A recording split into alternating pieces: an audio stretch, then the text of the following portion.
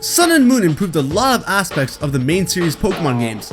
The storyline, the music, the graphics, the dialogue, they all improved dramatically. And we can't forget the characters either, because these characters are all very different from one another, and best of all, they feel like they're real characters. Characters that are three-dimensional, rather than the typical one-dimensional characters that we get in most Pokemon games. Aside from their unique personalities, a lot of them have interesting hidden lore, and or very deep backstories. And the fan favorite character and the notorious boss of Team Skull, Guzma, is no exception to this.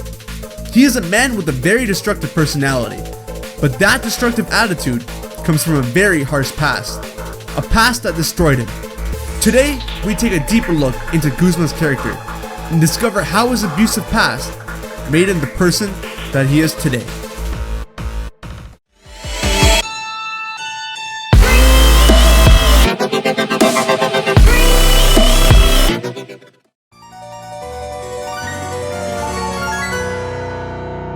What's going on, guys? HybridHero here.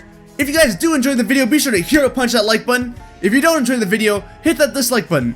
Let me know how you feel. Also, be sure to comment down below so I know your thoughts and opinions on the topic of Guzma's abusive past. Also, be sure to share the video around, subscribe, and follow me on Twitter. You first get a taste of Guzma's character when you first arrive at Mali Garden. From the very get-go, it's pretty evident that Guzma is a very aggressive human being. In almost every piece of Guzma's dialogue, he talks about beating someone up, how he's the very manifestation of destruction itself, or just acts as if he knows that he's very intimidating. This attitude ultimately remains with him throughout the entirety of the game, but it subsides a bit after he disbands Team Skull after the events of the player character becoming the champion of the Alola region. Now, it's great that Guzma decided to change the way that he acts and all, but what even caused him to act that way in the first place? Well, without any research, I'm pretty sure that we can all recognize that Guzma is very reminiscent of a typical bully. Just one that's a bit more extreme. And in most cases, bullies are people who have troubled pasts. So could Guzma have a really bad past? First, let's check if Guzma is actually a bully or if it's just speculation. Here are some of the most common characteristics of someone who's considered to be a bully. Anger management problems. Check. Gets easily frustrated and annoyed. Check. Thinks of violence as entertainment or a way to get things done. Definitely a check. Tries to control other people rather than inspiring others to follow. Yeah. Can't follow the rules, no respect authority. What kind of evil gang leader even respects authority? Lacks empathy and isn't sympathetic to anyone else's needs or desires but their own. This is child's play at this point. Okay, I think we get it by now. Guzma is definitely a bully, but what could have caused him to be a bully? Like I said, these things usually come from someone who has had a very hard past. Common occurrences for a hard past are as follows: a lack of warmth and acceptance from others, overly permissive parenting, a lack of supervision from parents, and physical abuse. Without going into his past, we already know that the first point applies to him, as Lily points out that Guzma is only loyal to Lusamine, as she was the only adult to ever recognize him as a strong trainer, showing that he lacked warmth and acceptance from others, more specifically, lack of warmth and acceptance from adults. But what about all the others? For these, we need to look into Guzma's past, and get to know his parents. But do we even know who Guzma's parents are? Well, as a matter of fact, we do. If you revisit a certain house on Route 2 in the post-game, Guzma can actually be found there, along with his parents. When you visit the house, you actually get a chance to learn about Guzma's past. Through his parents and other pieces of evidence within his house, you learn the following. As a young boy, Guzma was an exceptional trainer who received many trophies and awards. However, all of his trophies were either bronze or silver trophies, so while he may have been exceptional, he was never the best. So a part of his life was going really well for him. However, another aspect of his life was going horribly wrong. So wrong that Guzma actually ended up running away from home. What could have been that bad, you may be asking?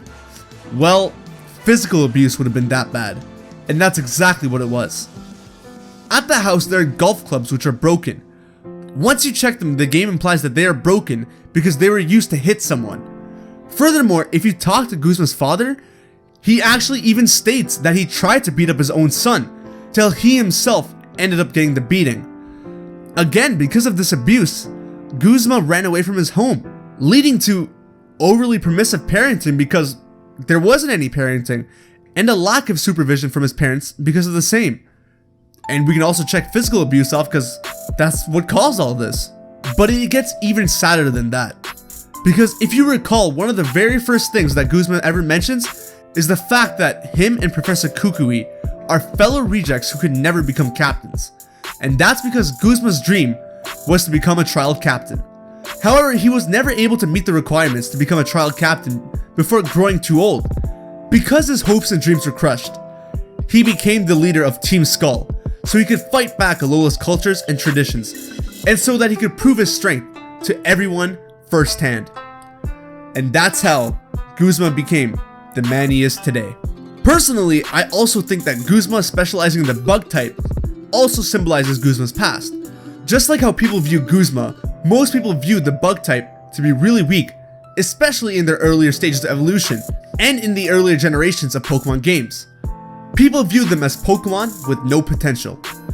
However, throughout the stages of evolution and throughout the generations of Pokemon, the bug type Pokemon grew stronger and stronger, proving to everyone that they're capable of more than what people assume. Furthermore, his favorite Pokemon, Golisopod, is probably his favorite Pokemon because it's an accurate representation of himself. Someone who is viewed as being scared and weak while they were young, but grows up to be seen as intimidating and menacing. Guzma was viewed the same way. But that's just what I personally believe. But regardless, Guzma isn't a bad man. He just got lost on the path to his dream. He had a very hard past to deal with and just wanted to be loved and accepted. If you really think about it, all bad intentions and actions come from this very place. A place of pain and suffering. Maybe one day, we'll learn to forgive everyone and learn to understand them better so that we can help them be loved and accepted. Just like the way we helped Guzma. Thanks for watching, guys. I hope you enjoyed the video. Again, be sure to hero punch that like button, comment down below your thoughts and opinions, and subscribe for more videos. Have a great day, and I'll catch you guys later, alright? Later.